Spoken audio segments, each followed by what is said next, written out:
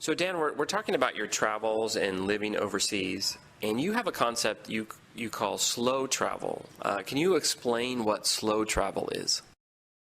Yeah, I mean, especially maybe because I'm a blogger, we're always seeking to define things in unique ways. And there's a lot of terms out there. There's expat, people that have left their native country. There's backpacker, which is someone who tries to keep their costs very low and they're continually moving from place to place. There's flashpacker, which is a term that means you still have an income from somewhere and you have more tech and toys and you stay at maybe nicer hotels. But what I did was always a little bit different, which is I would go and get long-term leases or medium-term leases at apartments. So I would go and get a house or an apartment in a place for anywhere from 1 to 6 months and enjoy what it feels like to actually live somewhere. And that to me is so exciting. You know, although the sights and everything are cool and hanging out with tourists can be fun, I much prefer to go down to the local cafe, open up my laptop, talk to the people that are working there, and really get a sense for what it's like to live in a city. And over the course of my career, what that's looked like is you really develop a deep connection with the places that you live in. You might hire people there, you have really good friends there. One of the downsides of being a tourist is that you never really can develop friendships. And so what I found is that I go back to revisit a lot of the places that I once lived because I have lifelong friendships there. So that, to me, has really been the benefit of slow travel. And I have a theory about friendship. I think, you know, really you can't go to a place for just 1 month. People won't invest their time in you. So if at least you're going to stay in a place for 3 to 4 months, I think that's sort of the turning point with a lot of people. And they'll say, hey, yeah, you know what? Let's go try to be friends. Let's go out and do something together.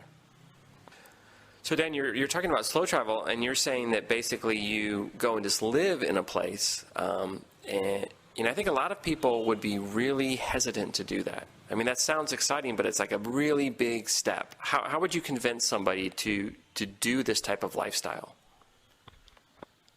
Well, the first thing is to get connected on the blogosphere with a lot of other people who are doing it, because I think that once you see other people doing it, the mystery comes away and you realize, hey, this is something that I could do. This is achievable for me.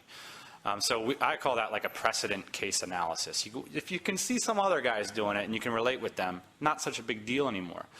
The next thing is, like, I always try to go somewhere where I have a project. I think that's a great way to really get engaged, because it's so easy just to go to a place, get a short-term apartment, and then go to Starbucks, and then that could just be your life. Whereas, you know, when we came here to Bali, we decided that we're going to set up a house and we're going to invite interns over and we're going to meet entrepreneurs from all around the world. And that's why we're going to Bali, because Bali is a place that everybody wants to go. If you mention Bali to somebody, they're like, I would love to go to Bali someday. And that's great for meeting people. So that's why we came here. My last location in the Philippines, I went there with a project to hire people because I knew it was a great place to hire people. Place before that in Vietnam, I decided that I wanted to do investments in Vietnam. It's a great place to put capital. Of course, that was before the financial crisis, so that didn't work out for so long.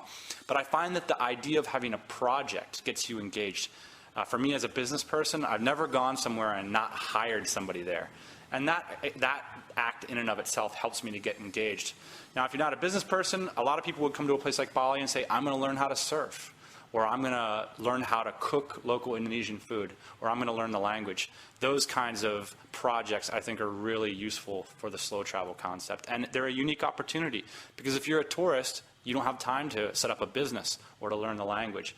And that's the unique opportunity for the slow traveler. I'm sold.